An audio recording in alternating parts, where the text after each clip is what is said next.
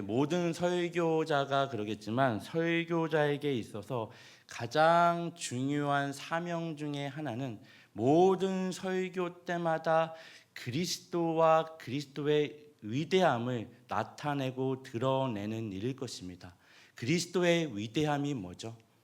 하나님의 지혜와 능력, 그 유대인에게는 꺼리는 것이요 이방인에게는 미련한 것이나 부르심을 받은 우리에게는 하나님의 지혜요 하나님의 능력, 그 십자가입니다. 이게 그리스도와 그리스도의 위대함이죠. 모든 설교 때마다 사실 저에게는 이 그리스도와 그의 십자가를 드러내야 될 중요한 사명을 가지고 있습니다. 더 중요한 건 사실 설교문을 잘 작성해서 이 그리스도와 그리스도의 십자가를 잘 전달하는 것도 중요하지만 설교자로서 주어진 그 삶의 자리에서 뭐 하는 거죠? 하루하루를 그리스도를 드러내고자 몸부림치는 겁니다. 그리스도의 십자가를 드러내고자 몸부림치며 살아내는 거죠. 동일하게 하나님 앞에 부름받은 하나님의 자녀라는 정체성을 가진 모든 그리스도인들은 여러분이 살아내시는 그 모든 삶의 순간이 뭐죠? 그리스도를 전하는 메신저고 메시지입니다. 믿으십니까? 그럼 오늘날 젊은 세대들이 교회를 떠나는, 오지 않는 여러 요인과 이유가 있지만 가장 큰 이유가 뭔지 아세요? 부모 세대, 믿음의 가정에서 자란 자녀들이 교회를 오지 않습니다. 왜요? 부모들의 언행이 달랐기 때문이에요. 교회를 다닌다고 하면서도 어린 때에는 강제로 오라고 하면 오죠. 나이가 들면 오던가요? 부모의 말과 행동이 다르죠. 내가 믿는 예수와 정말 기도할 수 없는 순간들, 예배드릴 수 없는 그 자리에서 내가 어떻게 하나님을 신뢰하며 끝까지 붙잡고 기도의 자리, 예배의 자리, 그 힘든 순간들을 살아냈는지를 보여주지 못한 거죠. 자녀들이 부모 세대를 신뢰하지 못합니다. 교회를 오는 풍경이 이래요. 차 안에서 실제로 많이 일어나는 일입니다. 가족이 특히 미국에서 다 가족끼리 움직여요. 차를 타고 오죠. 버스 타고 다니는 사람은 거의 없습니다. 캘리포니아에서 버스 타는 사람은 거의 다 차를 타고 다니고, 오는 가정에서 이제 교회에 대한 불만과 어떤 장로에 대한 불평과 목사에 대한 욕을 합니다. 누가 있는 자리에서요? 자녀들이 타고 있는 자리에서. 그리고 교회에 도착하면 뭐 하죠? 문을 열고 그 얼굴이 바뀌어서 아무 일도 없었던 듯이 교회에 도착해서 예배를 드립니다. 이게 현실적으로 일어나는 일이죠. 이 외에도 여러 가지 일. 자녀들이 뭐 하는 거죠? 다 보고 있습니다. 삶으로 가르치는 것만 남죠. 아무리 말로 교회 나와라, 예수 믿어라, 믿을까요? 나올까요? 물론 모든 가정이 그렇진 않습니다. 여러 요인이 있겠지만 젊은 세대들이 교회를 떠나는 가장 중요한 이유가 통계적으로 그 부모의 말과 행동의 언행의 불이치입니다. 저와 여러분은 삶으로 예수와 그의 위대함을 뭐하는 자들이라고요? 드러내는 자들입니다. 오늘 우리가 읽은 여호수아서 21장은 여호수아서 전체의 신학적 결론과도 같은 본문입니다. 아니, 이 여호수아서 전체를 결론짓는 말씀이 아니라 제가 설교를 준비하면서 보니까 성경 전체를 신학적으로 결론짓는 말씀입니다. 41절에는 어떻게 시작하죠? 레위인들이 나옵니다. 레위인은 누구죠? 하나님으로부터 구별된 자들입니다. 43절에는 다 주셨습니다. 45절에는 다 응하였도다.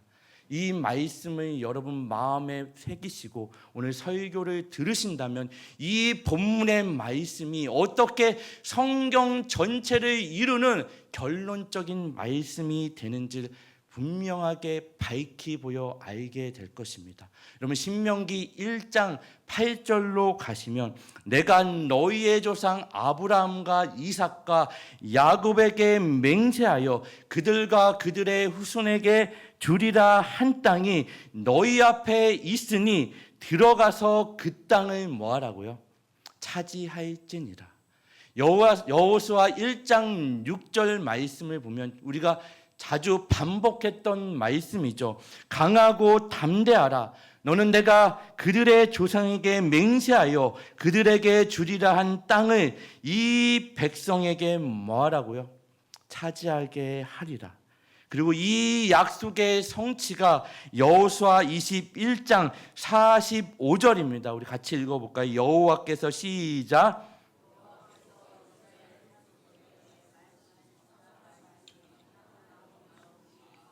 다 뭐 했다고요? 응하였더라. 여러분 여호수아 21장 전까지 이제 이스라엘 12지파에게 땅의 분배가 다 이루어졌습니다. 그 나머지 레위 지파에게 땅이 주어지지 않고 그들이 살 성읍 48 성읍과 그들의 목초지가 주어집니다. 여러분 사실 레위 지파가 있나요? 12지파 중에 레위 지파가 있어요, 없어요? 네? 있어요, 없어요? 자신 있게 목사님 물어보지 마시고 혼자 저는 물어보고 싶습니다. 함께 하고 싶어요. 여러분 레위 지파가 있어요, 없어요? 엄밀히 따지면 레위 지파는 없습니다. 레위 자손이 있죠. 레위 지파 자리엔 누가 들어가죠? 요셉의 두 아들 에브라임과 므낫세가 그 레위와 요셉의 자리에 들어갑니다. 그래서 레위에게는 하나님이 땅을 기업으로 주시지 않습니다. 왜요? 하나님이 그들의 기업이 되시기 때문에. 하지만 그들이 살 성읍 48 성읍과 그 목초지를 주십니다. 여러분 48 성읍은요 그 레위 자손의 숫자에 비해서 굉장히 많은 성읍을 주신 겁니다. 다른 지파들과 비교할 때 숫자적으로 뭐 열 몇 성읍 받은 지파도 있고 48 성읍은 굉장히 많이 주신 거예요. 근데 많이 주신 게 중요한 게 아니라 48 성읍을 어떻게 주셨죠? 나머지 11지파는 한 지파끼리 모여서 삽니다. 근데 레위 지파는 그 48 성읍이 다 뿔뿔이 모여 있어요. 흩어지죠. 하나님이 흩어서 주십니다. 왜 흩으시죠? 레위 지파를 근본적으로 흩으십니다. 뭐 여러 가지 이유가 있겠지만 가장 중요하고 근본적인 이유는 하나님이 약속하신 그 언약의 땅 가나안, 하나님이 주신 그 땅에 이스라엘 모든 자손들이 뭐하기 위해서? 하나님을 예배하기 위해서. 레위 지파는 뭐하는 지파죠? 기본적으로 하나님을 예배하는 자들입니다. 제사장들이 있는 자들이 지파고 그 성막을 운송하는 지파고 성전을 지키며 찬양하는 지파입니다. 이들이 흩으시죠. 왜요? 모든 땅에서 모든 하나님의 자녀들이 하나님을 뭐 하게 하기 위해서? 예배 드리게 하기 위해서. 가장 중요한 하나님의 일하심의 방법 중에 하나입니다. 흩으시죠. 여러분 사도행전에 우리 금요 성령 집회 때 사도행전을 가지고 함께 말씀을 나누고 있습니다. 사도행전 1장 8절 말씀은 여러분들이 너무나 잘 알고 외우는 말씀이죠. 어떻게 시작하죠?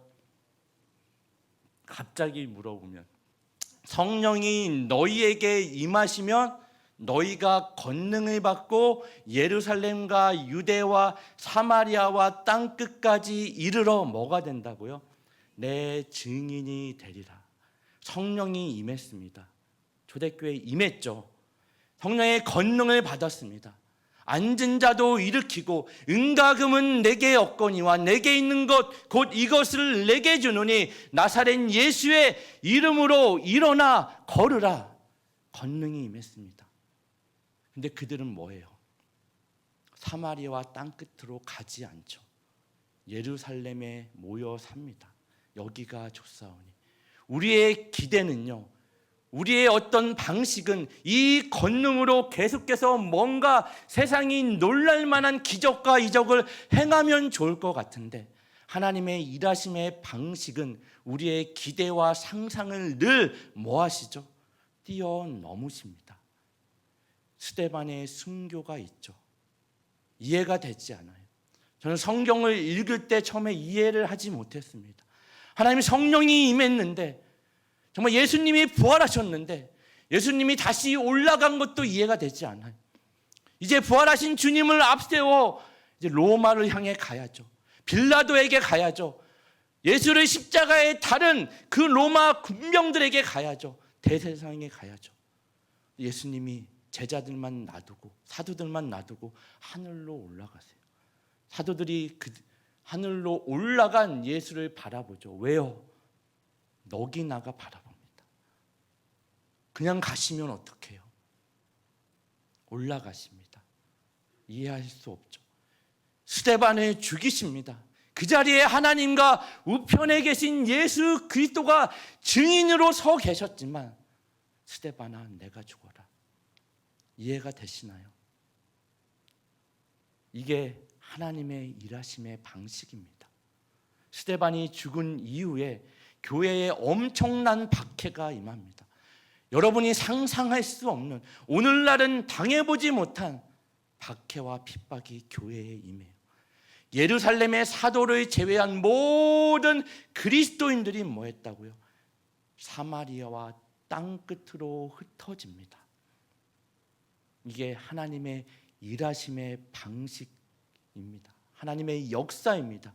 땅끝으로 흩어진 그들이 뭐 하는 거예요?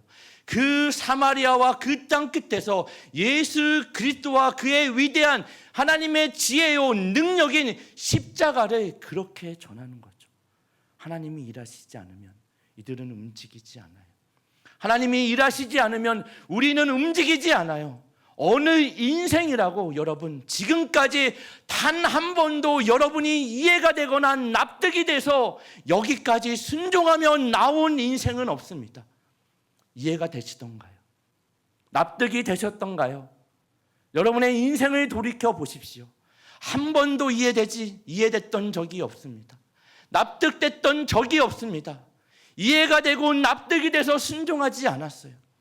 하나님이 그렇게 이끄셨습니다. 그 초대교회 제자들을, 그리스도인들을, 레위인들을 이렇게 흩으십니다. 사도행전 8장 4절 5절에 그 흩어진 사람들이 두루 다니며 복음의 말씀을 전할세 빌립이 사마리아 성에 내려가 그리스도를 백성에게 전파하니. 빌립이 이 사마리아 땅에 대한 마음을 품고 어떤 비전을 가지고 나가지 않았습니다. 그가 왜 사마리아로 갔다고요? 빌립은 유대인들이 꺼리는, 아니 유대인들이 오지 않는 땅으로 유대인을 피해 도망친 겁니다. 근데 그 땅에서 뭐 하는 거예요? 하나님이 빌립을 통해 하나님의 복음, 하나님의 말씀, 그리스도 십자가가 전해지게 합니다. 그럼 놀랍지 않나요?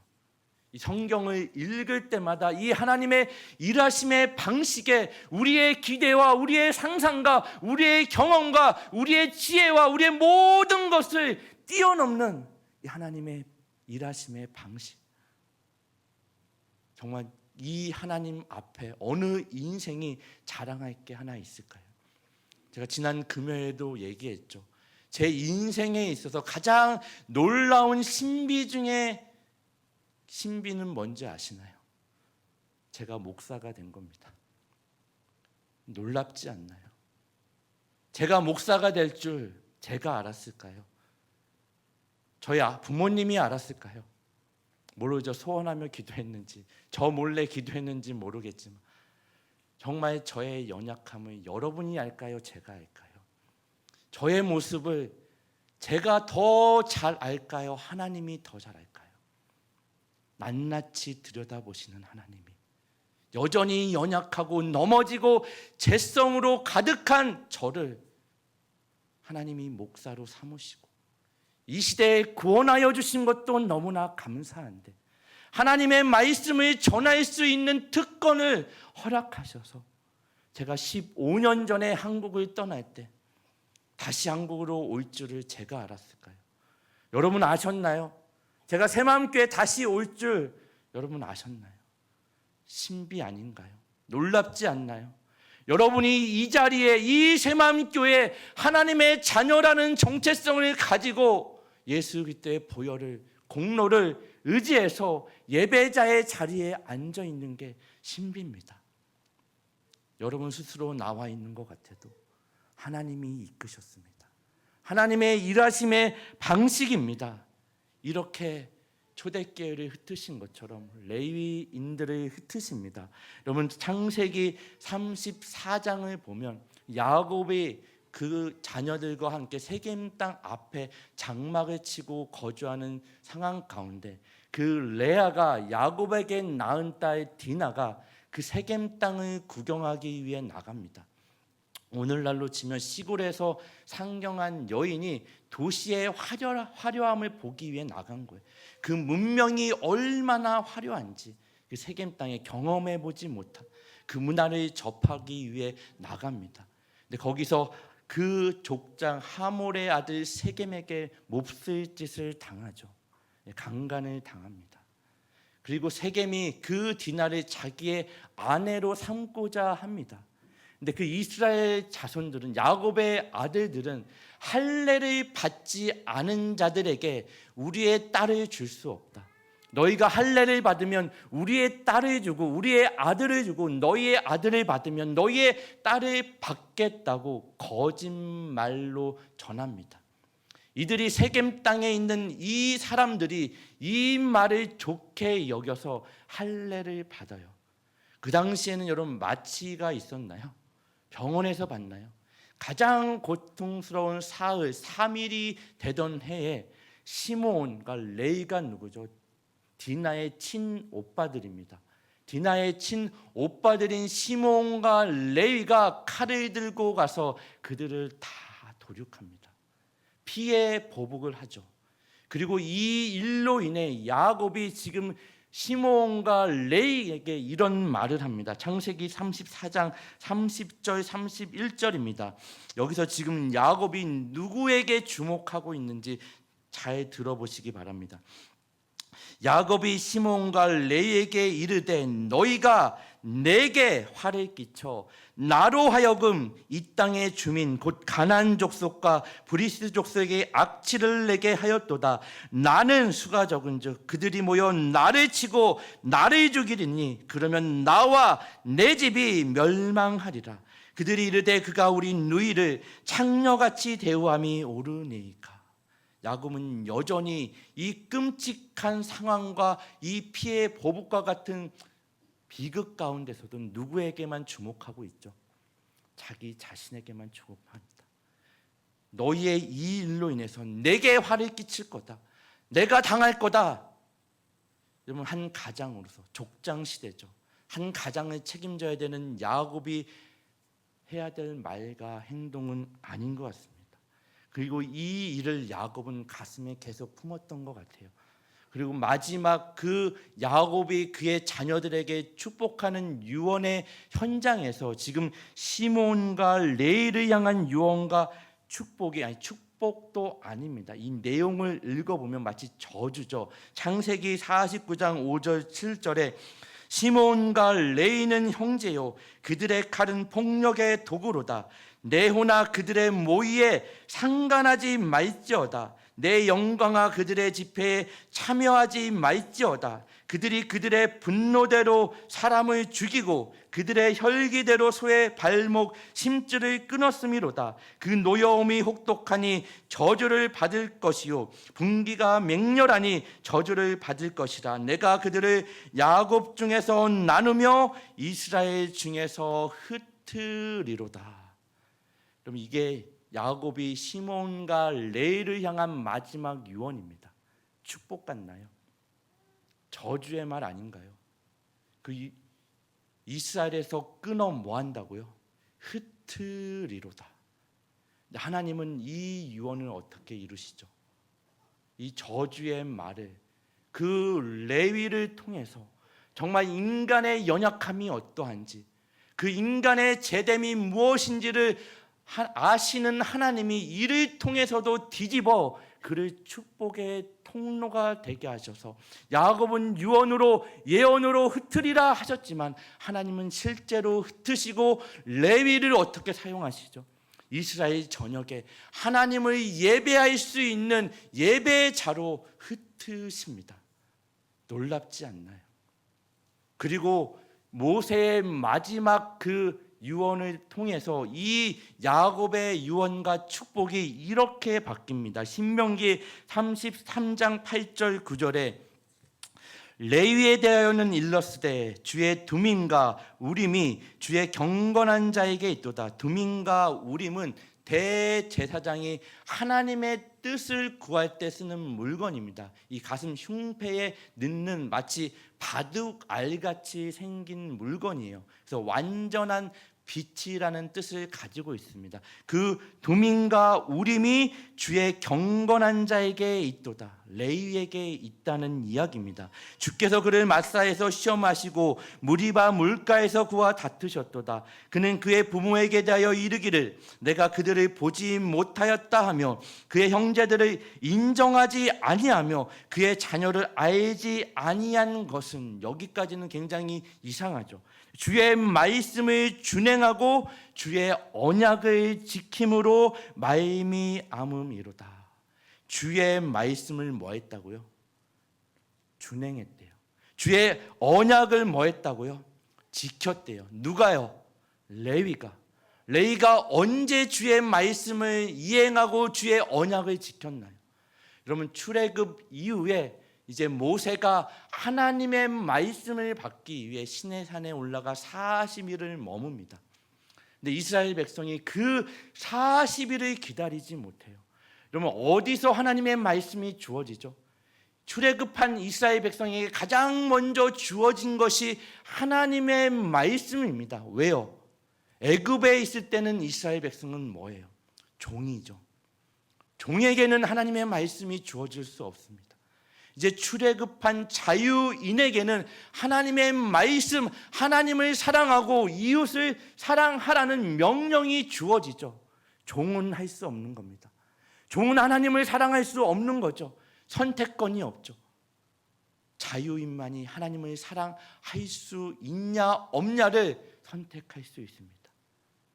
이웃을 사랑할 수 있냐 없냐를 선택할 수 있습니다. 그 시내산에서 하나님의 말씀이 주어지는 그 자리에 이스라엘 백성이 기다리지 못해요.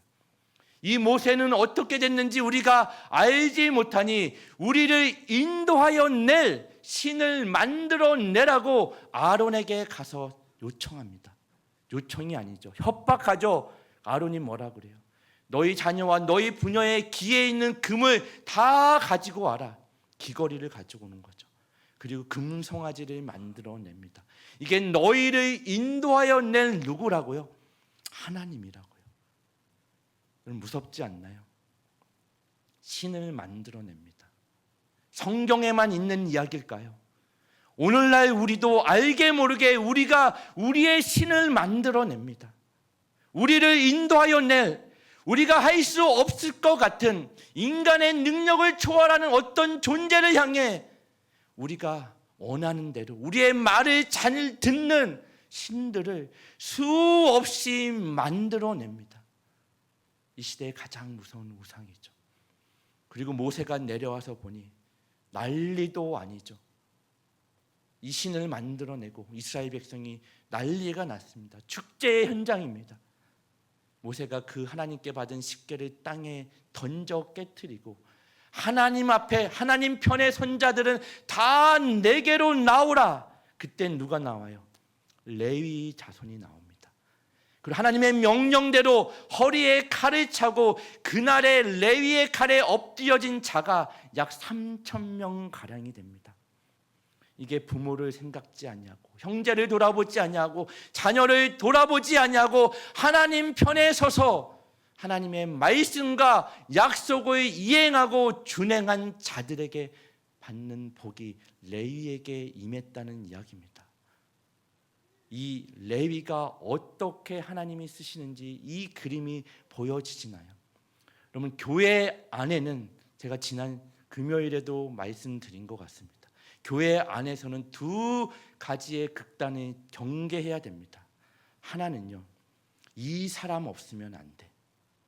그럼 이 사람 없으면 안 되는 사람이 교회에 있나요? 그럼 제가 없으면 교회가 안 될까요? 어느 유력한 장로님, 권사님이 없으면 교회가 안 될까요? 그런 사람은 교회에 없습니다. 그걸 조심하시기 바랍니다. 그리고 또 다른 극단은 뭐죠? 이 사람은 안 돼. 안 되는 사람이 있나요? 레위도 하나님이 들어쓰시는데 성경의 수많은 인물들을 보십시오. 어느 인물이라고 내세울 만한 변변한 믿음의 조상 아브라함이요. 그가 믿음이 좋아서 믿음의 조상 아브라함인가요? 그가 믿음이 무엇인지를 가장 잘 보여주는 인물이기에 그의 아내를 팔아버리는 인물입니다.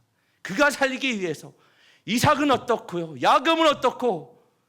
어느 인물도 하나님 앞에 온전한 인물이 없습니다. 교회 안에 이 사람은 안 돼. 그런 사람이 있나요?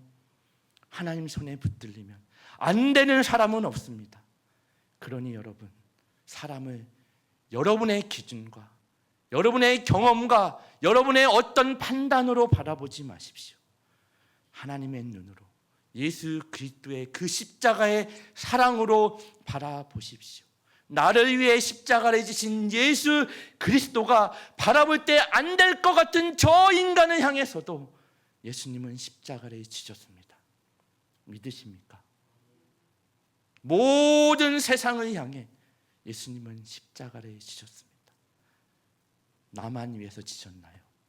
아니죠. 모든 인류와 내가 보기에 정말 아무것도 안 될 것 같은, 하나님 저 사람은 안 돼요. 저 사람은 가망이 없어요. 그 사람을 하나님이 붙잡고 쓰십니다. 그게 레위인을 통해서 하나님의 일하시는 역사고, 사도행전 초대교회를 통해 하나님이 스데반을 죽이시고 교회의 핍박을 통해 흩으시는 역사입니다. 이 그림이 보여지지 않고 이해가 되지 않으면 여전히 여러분은 여러분의 인생의 여정 가운데 어느 것 하나 이해되고 납득되어서 하나님께 순종할 수 없는 인생으로 살 것입니다.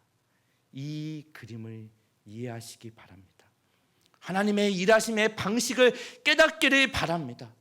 볼 수 없는 눈이 열려 하나님을 바라보고 하나님의 일하심의 방식을 바라보며 하나님의 역사를 바라보며 내 인생이 어디에 있는지, 하나님이 어떻게 역사하시는지 돌이키십시오. 돌아보십시오. 그리고 바라볼 것들을 바라보는 은혜가 저와 여러분 가운데, 제 마음 함께 모든 공동체 가운데 있기를 예수님의 이름으로 축원합니다. 레위인에게는 땅이 기업으로 주어지지 않았습니다. 왜요? 레위인의 기업은 누구라 그랬죠? 하나님이시죠. 하지만 그들이 살 성읍과 목초지가 주어집니다.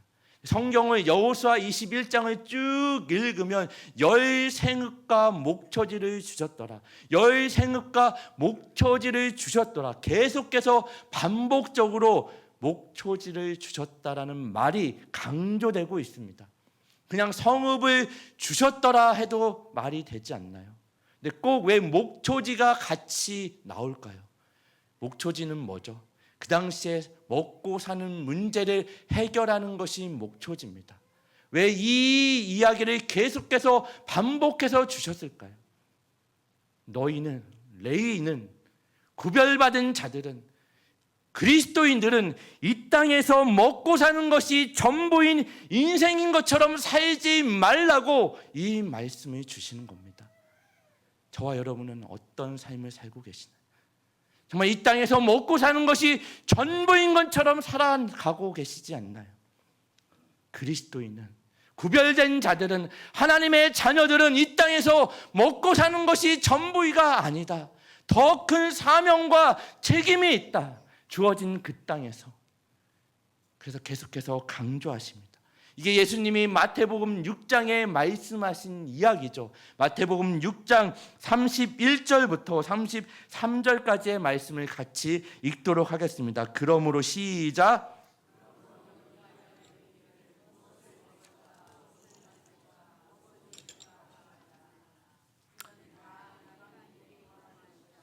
너희 하늘 아버지께서 이 모든 것이 너희에게 있어야 할 줄을 아시느니라. 그런즉 너희는 먼저 그의 나라와 그의 의를 구하라. 그리하면 이 모든 것을 너희에게 뭐 하신다고요? 더하시리라. 이러한 것들은 이방인들이 구하는 거래요. 그럼 이방인들이 누구죠? 하나님을 모르는 자들입니다. 여전히 하나님을 대적하며 그 끝이 정해져 있는 사망과 멸망밖에는 없는 인생이 이 땅에서 먹고 사는 것이 전부인 것처럼 살아가는 자들, 그게 이방인입니다. 저와 여러분은 하나님 앞에 나와 무엇을 구하시죠? 이미 하나님이 다 주셨습니다. 그 성읍과 목초지를 43절에 분명히 뭐라고 말씀하시죠? 다 주셨다고 말씀하십니다. 여호수아서 21장 43절에 여호와께서 이스라엘의 조상들에게 맹세하사 주리라 하신 온 땅을 이와 같이 이스라엘에게 다 주셨으므로 그들이 그것을 차지하여 거기서 거주하였느니라. 성경은 하나님의 말씀입니다. 믿으십니까? 우리를 구원에 이르게 하기에 완전하고 충분한 책입니다. 구원을 주기에 능력이 있는 책이 성경입니다. 동시에 하나님의 말씀은 뭐죠? 하나님의 말씀은 행위입니다. 능력입니다. 빛이 있으라 함에 즉각적으로 뭐가 있죠? 빛이 생기죠. 하나님의 행위입니다. 하나님의 말씀은 단순히 사람의 말과 같지 않고 행위이자 능력입니다. 하나님이 말씀하시면 그대로 이루어지는 겁니다. 그래서 하나님의 말씀은 살아있고 활력이 있어 좌우에 날선 어떤 검보다도 예리하여 혼과 영과 및 간절과 골수를 찔러 쪼개기까지 하며 또 마음의 생각과 뜻을 판단하나니, 이게 하나님의 말씀의 능력입니다. 이게 하나님의 살아있는 말씀의 능력이라는 뜻입니다. 하나님이 다 주셨습니다. 다 실제로 우리에게 주셨나요? 안 주셨나요? 하나님만이 주실 수 있는 분인 줄 믿으시기 바랍니다. 예레미야 33장 2절 3절에 이 일을 행하시는 여호와, 그것을 만들며 성취하시는 여호와, 그의 이름을 여호와라 하는 이가 이와 같이 이르시도다. 너는 내게 부르짖으라. 내가 내게 응답하겠고 내가 알지 못하는 크고 은밀한 일을 내게 보이리라. 하나님만이 이 일을 행하실 수 있습니다. 하나님만이 이 약속을 지킬 수 있습니다. 누가 약속의 땅을 주셨죠? 누가 이 약속의 땅을 정복해 하시고 승리하게 하셨죠? 누가 그 땅을 분배하셨죠? 누가 우리에게 새로운 생명과 우리가 살아내야 될 그 땅을 허락하셨죠? 예수 그리스도가 이미 다 주셨습니다. 그 십자가에서 이미 우리에게 다 주셨습니다. 누가복음 4장 18절 19절입니다. 주의 성령이 내게 임하셨으니 이는 가난한 자에게 복음을 전하게 하시려고 내게 기름을 부으시고 나를 보내사 포로된 자에게 자유를, 눈먼 자에게 다시 보게 함을, 전파하며 눌린 자를 자유롭게 하고 주의 은혜의 해를 전파하게 하려 하심이라. 주의 성령이 내게 임했습니다. 왜요? 가난한 자에게 복음을. 성경이 말하는 가난한 자는 누구라고 그랬죠? 실질적인 경제적인 어려움을 받는 자들인가요? 물론 1차적인 의미도 있지만 성경이 말하는 가난한 자의 진정한 의미는 나는 반드시 누군가의 도움 없이는 구원을 받을 수 없는 존재라는 걸 아는 자입니다. 그 가난한 자에게 뭐가 임하는 거예요? 복음이 임하는 겁니다. 이해가 되시나요? 그래 눈먼 자에게 눈이 떠지는 겁니다. 앉아있는 자들이 일어나는 겁니다. 눌린 자들에게 자유가 임하는 거죠. 보로된 자들에게 자유가 임하는 것입니다. 이게 복음이고 이게 예수 그리스도의 위대함과 능력이요 하나님의 지혜요 하나님의 능력입니다. 그러니 십자가에 달린 예수를 통해 절규하며 부르시는 하나님의 부르심 앞에 여러분들이 반응하십시오. 결단하십시오. 여러분이 서 있는 그 자리에서 레위인으로서 하나님 앞에 쓰임받을 수 없는 자로서 하나님의 구별된 자로 하나님이 부르셨습니다. 그리고 다 주시고 뭐 하셨다고요? 다 응하셨습니다.